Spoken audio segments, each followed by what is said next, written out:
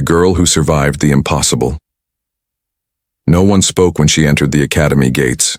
They just stared, some with awe, others with fear, a few with silent hate. But Jara didn't care. She had survived worse. Her boots hit the metal floor like thunder, one slow step after another. Her dark cloak was covered in ash, her eyes sharp like blades, and her skin bore the faint markings of lightning burns. The kind that never healed. The kind only found on Korthar 6, the most dangerous planet in the known. Galaxy Korthar was a death world. Toxic storms, bloodthirsty beasts, no solid ground, no blue sky, a place so brutal that no living being had ever left it alive. Except her. Is that her? One student whispered. The Korthar girl? No way. She's supposed to be a monster. Jara heard it all. Her ears were sharper than most. So was her memory, but she kept walking, past the stairs, past the whispers, past the fear. They thought she couldn't hear them, but she just didn't care. The academy was a floating station in neutral space, a place where warriors, explorers, and leaders were trained. Every species came here to learn. But no one expected someone like Jara to show up. She didn't come to make friends. She came to prove a point. Her first class was planetary survival tactics. The instructor paused when she saw Jara walk in, even the instructor. Jara took the seat in the far back corner. She didn't speak. She didn't blink. The other cadets moved slightly farther away. That night, she stood on the empty platform outside the dorms. The stars above her shimmered gently. So peaceful, so silent. She hated it. On Korthar, there was never silence. There was screaming wind, roaring beasts, lightning that split mountains. The ground shifted every hour. The sky bled fire during storms, and she had lived there alone from the age of 6 to 16, with no help, no rescue, no hope, only survival. Everyone called her the only Deathworlder. The one girl who made it out. And they weren't wrong, but it also meant she didn't belong anywhere.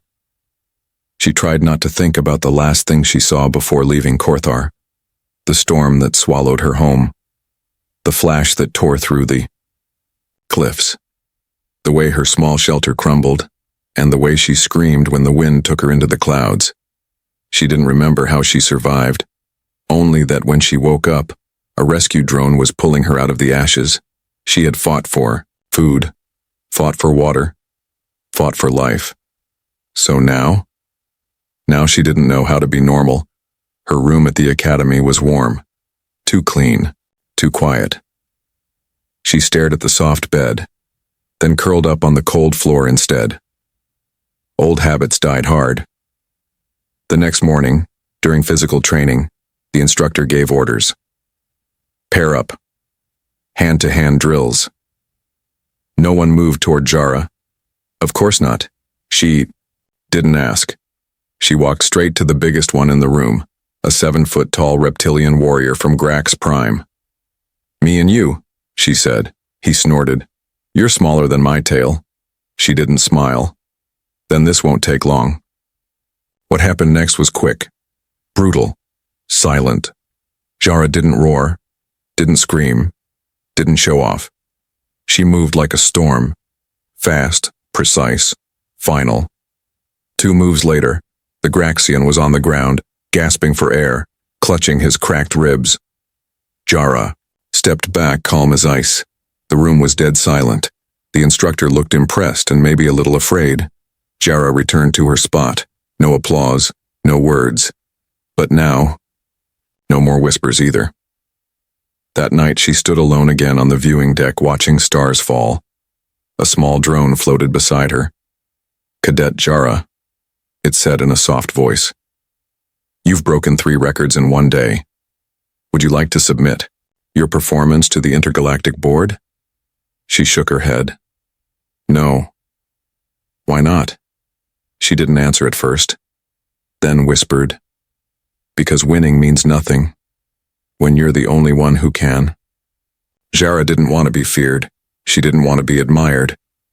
What she really wanted was to meet someone like her, someone who didn't see her as dangerous, someone who didn't flinch, someone who understood. She thought no such person existed. Until the next morning, when she met a human boy named Cade. He smiled at her like she was just another student, and when she pushed him, he didn't run. He just looked at her and said, "You think you're strong? Wait until you see where I'm from." Weak human who wouldn't break. Jara was used to silence, the kind that came before a beast pounced, the kind that filled the air after a kill. But the silence that filled the training hall when Cade walked in was different. It wasn't fear, it was confusion. He didn't look dangerous, tall, but not towering, slim, but not weak, hair messy, uniform wrinkled. He looked like someone who didn't belong in a combat academy at all. Jara narrowed her eyes. "This is the human they placed in my team." The instructor clapped once. "Jara, Cade, you'll be sparring partners this week." Half the room turned to look at them. Some held their breath. Everyone knew Jara didn't have partners, she had opponents, and opponents didn't last long. Jara stepped onto the mat. Cade followed. Calm, casual. He smiled. "So, Deathworld girl, huh?" She didn't smile back. "You're going to regret this." The match began. Jara struck first, a fast sweep to knock him off balance. He dodged. Barely. She came again. A punch low and hard. He blocked, flinched, but didn't fall. She kicked high. He ducked, stumbled back, then he laughed. Not mocking, just real. "You're fast, strong, but you're expecting me to run." Jara's fists tightened. "You should." He didn't. The next day, she came harder. This time, she threw him across the mat. He hit the ground, rolled, got back up. No anger, no fear, no quit. "Again?" he asked. She frowned. He smiled. On the third day, she watched him as he trained alone. No audience, no show. He wasn't graceful. He wasn't fast, but he was relentless. That night, Jara sat alone in the hall, watching old combat footage on her tablet. She replayed their last match, frame by frame. He'd predicted her step before. She made it. He wasn't reacting, he was learning. On the fourth day, she spoke first. "Why do you keep getting back up?" He looked at her, sweating, bruised and still smiling. "Because pain means I'm not dead, that's all I need." She blinked. Something in her chest shifted. It wasn't respect. Not yet. But it wasn't anger either. On the fifth day, she tested him for real, full force. No holding back. He blocked most, missed some, took a hard hit to the ribs. He dropped to his knees, but he looked up and said, "You punch like a thunderquake. My sister used to hit harder." Jara stared. "You're not scared of me." He stood. "I'm from Earth. We're used to surviving things that shouldn't be survived." That word, Earth, she'd heard of it. Just rumors, another death world, but she never believed it was real. That night she followed him into the mess hall. He sat alone, eating something green and disgusting. She dropped her tray across from him. "Tell me about Earth." He raised an eyebrow. "Why?" "Because I don't like not knowing who I'm fighting." He smiled again. "You're not fighting me. Yet." He leaned forward. "Earth has oceans that can swallow cities, animals that hunt you in your sleep, weather that melts roads, and people who keep going anyway." Jara's mouth opened, slightly. "You're lying." He shook his head. "You think Korthar's bad? Earth doesn't stop killing you just because the sun comes out." Jara leaned back. For the first time, she didn't know what to say. When she returned to her room that night, she didn't lie on the cold floor. She sat on the bed and stared at the ceiling. There was someone else now. Someone who didn't flinch, who didn't run, who didn't care that she was a Deathworlder. Maybe she wasn't the only one. Maybe she had finally met her match. What is Earth? Jara couldn't sleep. Not because of nightmares, but because of one word stuck in her mind like a splinter. Earth. She had heard the name whispered before. In old war briefings, in council meetings, in threat reports, but always in passing. A planet, classified unfit for diplomacy, a species labeled too unstable to predict, and now a boy from that very planet was laughing at her punches.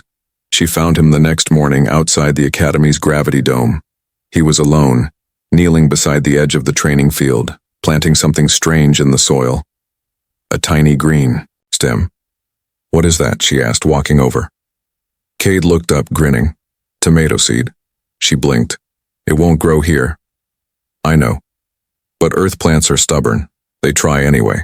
She stood beside him in silence, then asked, Tell me what it's really like. Earth. Cade sat back, arms resting on his knees. His voice turned softer. Earth is chaos. 1 second it's beautiful, green, bright, full of sound. The next it's shaking, flooding, burning. You never really feel safe there. Then why stay? He looked at her, eyes steady. Because it's home. She didn't respond. Not right away. She sat down beside him instead. My planet tried to kill me every day. I was taught that made me the strongest in the galaxy. He nodded slowly. We weren't taught that. We were just born into it, expected to survive. And you did. Barely, he said with a grin. And now I'm here. Shara looked at him again. Really looked. No armor. No scars. No ego. Just calm.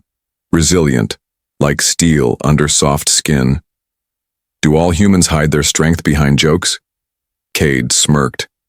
Only the dangerous ones. Later that day, they were sent on a simulation mission, 2-person survival drill, uncharted terrain, no weapons. Jara would have preferred to go alone. But something in her wanted to see what Cade would do when things got real. They landed on a dense forest moon, humid air, sharp-leafed trees echoing growls in the distance. As they stepped out, Cade reached into his pack. Jara glanced over. What are you doing? Getting my Earth survival kit. He pulled out a roll of duct tape, an old fork, a spark stick, and a tiny steel cup. Jara stared. You're joking. He didn't answer. 3 hours later, they were deep in the woods. It was dark. Raining. A local predator circled them. 6 legs, bone spikes, breath like fire. Jara stood tall, body tensed, ready to strike. Cade didn't flinch. He crouched, rolled something in his hand, and tossed it near the beast. It exploded in a loud flash, smoke and sound. The creature ran. Jara looked at him, stunned. What was that? Homemade earth flashbang, he said. Made it with sulfur from the trees and toothpaste. She blinked. You're insane. He shrugged. That's earth education for you. They built a shelter, out of bark and vines. Cade made a fire using nothing but a cracked lens and a piece of foil. She watched him as the flames rose. You're not a soldier, she said. No. You're not a killer. Nope. Then what are you? He looked into the fire, then at her. A survivor, just like you. Jara felt something strange in her chest. Not pain, not anger. Something warmer. Calmer. Maybe you're not weak after all. I know, he said with a smile. Took you long enough. They sat in silence, side by side, the firelight flickering on their faces. For the first time, Jara didn't feel alone. Later, back at the Academy, Jara opened a secure channel and searched for Earth's planetary classification. Her eyes widened. Deathworld Class 5, the file read. Threat level, unstable. Caution advised. Native species humans. Known for adaptation, aggression, resilience, unpredictable loyalty. Jara sat back in her chair, stunned. They were right about me, she whispered. But they forgot to warn me about him. The day she couldn't win, Zara always won, not because she liked victory, but because it was the only way to survive. Losing meant weakness. and weakness meant death. That was the rule she lived by since she was 6. So when the Academy announced a formal combat match between Jara and Cade, everyone expected a show. Not a fight, a lesson. The match would be under the dome. Zero gravity, rotating field, real-time environment shifts. It was built to test adaptability. Jara thrived in chaos. And Cade? He just grinned when he heard the rules. Let's see what happens when the floor disappears. That morning, she said nothing. She didn't eat, didn't sleep. She sat in silence and stared at her gloves. The ones her mother made before the planet swallowed her. She slid them on slowly, tight. She needed this win, to remind herself who she was. The arena filled with cadets and instructors. Not, for Cade, for her, to watch the Deathworld girl win again. She stepped into the dome. Cade followed, calm as ever, still smiling. Ready? The AI asked. Always, Jara replied. Let's dance, Cade added. The match began. The floor shifted. Gravity vanished. Wind blasted from the sides.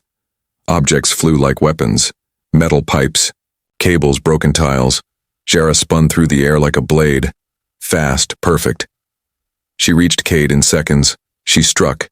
He dodged, barely. She moved again, faster, stronger, kicked off a floating beam, landed a punch to his ribs. He grunted, twisted, and used the force to redirect himself off a wall. Jara came again, fist to neck. Cade blocked, redirected. They tumbled through 0G like comets. Time blurred. The crowd was silent. 2 fighters. 2 worlds. 2 survivors. But then something happened. She slowed. Not physically. Mentally. Because every move she made, he was already there. He wasn't matching her strength. He was matching her intent. Reading her before she moved. Countering without hesitation. Like he knew her rhythm. Jara spun for a final strike. A blow strong enough to knock out most warriors. But Cade didn't dodge this time. He stepped inside her guard, grabbed her wrist, spun, and used her own momentum to drop her. They landed. Jara on the floor, flat breath. Gone. Eyes wide. Cade didn't gloat. He didn't cheer. He knelt beside her and whispered, "You're not weaker than me. You just finally met someone who doesn't break." The dome fell silent. Then the crowd began to murmur. No one laughed.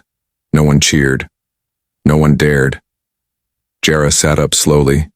She didn't feel pain. She felt hollow, empty, defeated in a way that had nothing to do with bruises. Later in the locker room, she stared at the mirror. The girl in the reflection looked the same. Same scars. Same fire in her eyes, but inside, something was different. Cade walked in. She didn't turn. "Why didn't you finish me?"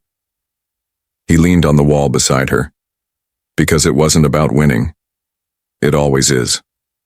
Not today. She finally looked at him. "You planned it all, didn't you?" "No," he said with a soft grin. "I just knew you'd come at me with everything you had. So I brought everything I've learned from Earth." She didn't answer, just stared at her gloves. She slowly pulled them off and set them down. For the first time in her life, Jara didn't know who she was without victory, and for the first time, she wondered who she could be with someone beside her. "Are you my enemy? Or my equal?" Jara didn't show up for training the next day, or the day after that. The Academy's combat wing moved on without her. The instructors whispered. Some cadets smirked. A few said she was sulking after her first real loss. But they didn't understand, because they never lived where defeat meant death. To Jara, losing wasn't just failure. It was identity collapse. Inside her room, the lights were off. The gloves were folded on the desk. Untouched. She sat on the floor. Back against the wall, knees pulled to her chest. Outside, the world kept moving, but inside, Jara was stuck. She hadn't expected him to find her. But of course Cade did. He didn't knock, didn't say her name, just sat outside her door and said, "I figured you wouldn't want to talk, so I brought food." And silence. He slid a wrapped packet under the door. The smell was strong, spicy, strange. She stared at it for minutes, then unwrapped it. It was awful, too salty, too dry, but she ate it every bite. That night she opened her door. He was still there, leaning against the wall, eyes closed, arms folded. "You waited?" He didn't open his eyes. Of course. She stepped into the hallway. For a second, neither of them said anything. Then softly she asked, "Why?" He looked up. "Because I knew what it felt like to lose and think it meant everything." "But it did mean everything," she whispered. "No," he said. "It meant you trusted me enough to fight like yourself, and I trusted you not to kill me." She sat beside him. The silence between them was comfortable now. Different. "Back home," she said, "if you lost, the jungle took your body by morning. That's what they told me. And here I lost. And someone brought food." Cade smiled. "We don't always fight to kill. Sometimes we fight to understand." She looked at him quiet, then asked, "Are you my enemy?" He met her gaze. "No." "Then what are you?" He took a breath. "Maybe someone who gets it." She leaned her head back against the wall. "Do you ever feel like you don't belong anywhere?" "Every day. But you smile so much." "Smiling helps people stop asking questions I can't answer." She closed her eyes. "I'm tired. Of fighting. Of being the only one who knows how hard it is to always be strong." He didn't speak right away. Then gently, "Then maybe you don't have to be strong every day anymore." "Then what am I?" "Still Jara. Just one who has someone watching her back now." She opened her eyes, looked at him. No flames in her stare, just reflection. "I don't know how to let someone stand beside me. Start by letting me walk with you tomorrow, that's all." She nodded slowly. "Okay." The next day, Jara showed up to training, not first, not angry, just present. Cade was already there, arms crossed, same crooked smile. When she took her place beside him, the room fell quiet. Not from fear, from surprise. The girl who never accepted help stood beside the human no one expected to survive. And for the first time, she didn't stand alone. The beast that hunted us, both. The test was supposed to be simple. Drop them into a live terrain sim. 3 objectives. No weapons. No rescue. Just instincts, teamwork, and terrain. But the simulation broke the moment they hit the ground. Jara hit hard, rolling through the dirt, her shoulder slamming into a tree root. She cursed, stood fast, and looked around. Dense jungle, thick air, dark red sky. "Cade?" she shouted. No answer. Then, a crash behind her, a grunt. And Cade fell out of a tree tangled in vines. "I meant to do that," he groaned. Jara smirked. "You fall with style." The mission was simple. Find the 3 data cores scattered across the terrain. Return before time ran out, but something felt off. The silence, the shadows, the way even the birds didn't sing. Jara's senses twitched. Something was wrong. 2 hours in, they had 2 cores. Cade's shirt was torn. Jara's leg was bruised, but they moved like clockwork, side by side, watching each other's backs. Until the ground shook. Once. Twice. Then came the sound. Low. Wet. Breathing. Cade froze. That's not part of the test. Jara's eyes scanned the trees. And then they saw it, 10 feet tall, 4 arms, bone-colored hide, black eyes that didn't blink, fangs that dripped, agoric alpha. Jara's heart stopped. They said this thing was extinct. Cade whispered, "It's not." The beast saw them and charged. They ran. Branches cracked behind them. Tree trunks shattered like glass. The Gorok roared, high and hateful. Cade shoved Jara into a ditch just before the beast's claw swiped past her head. She landed hard. "Don't protect me," she growled. "Not protecting. Buying time." Cade turned and lit a flare. He waved it in circles, yelled, drew the beast's gaze. "Hey, ugly, over here!" The Gorok lunged at him. Jara's heart stopped again. But Cade ducked at the last second, rolled through the mud and darted into a narrow ravine. The Gorok followed, just a second too late.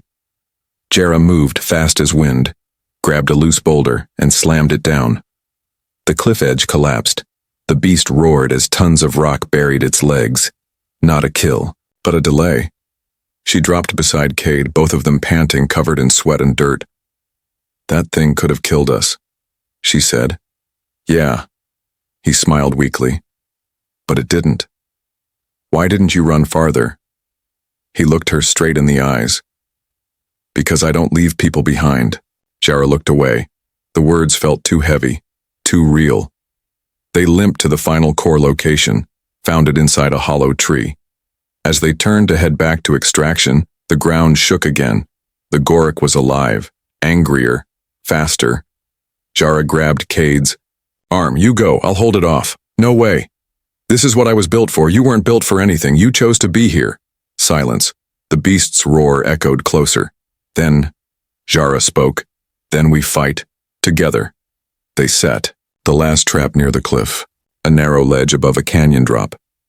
Cade stood at the edge. Bait. Jara waited in the shadow with a steel cable and a sharp edge. The Gorok charged, too fast, too strong. Cade braced. And at the last second, Jara struck. Cable tight. Foot hooked. Bias. Beast stumbled, slid, roared, and fell down into the abyss. Gone. Silence. Then breathing. Then laughter. Raw and shaken. Jara leaned back against the rocks. "We did it." Cade fell beside her. "Yeah, we lived." They stared at the sky. And in that silence, Jara said something she'd never said before. "I was afraid." Cade looked at her. "Me too." She nodded slowly, then whispered, "But I wasn't alone." 2. Deathworlders, one future. 2. Deathworlders, one future. The entire academy was silent. The screens had replayed it all. Jara and Cade, running, fighting, surviving, together. The footage of the Gorok Alpha crashing off the cliff played again. No one had seen a creature like that in over a decade.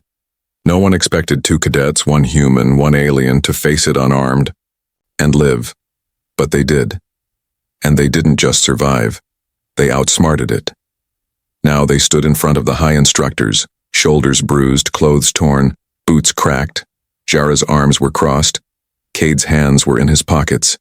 Neither spoke, first until one of the instructors broke the silence. "You disobeyed protocol. You changed the mission parameters." Another added, "You should have called for evacuation." Jara stepped forward, eyes cold. "And leave someone behind?" She looked at Cade. "That's not who we are." The instructors looked between them. Whispers filled the chamber. Then the senior commander stood. "You've set a new precedent," he said. 2 Deathworlders. Different worlds. Same fire. He paused. "You're no longer cadets. You're something more." Later that night, the academy buzzed with energy. Some stared, some kept their distance. But most watched with awe as the 2 walked the halls.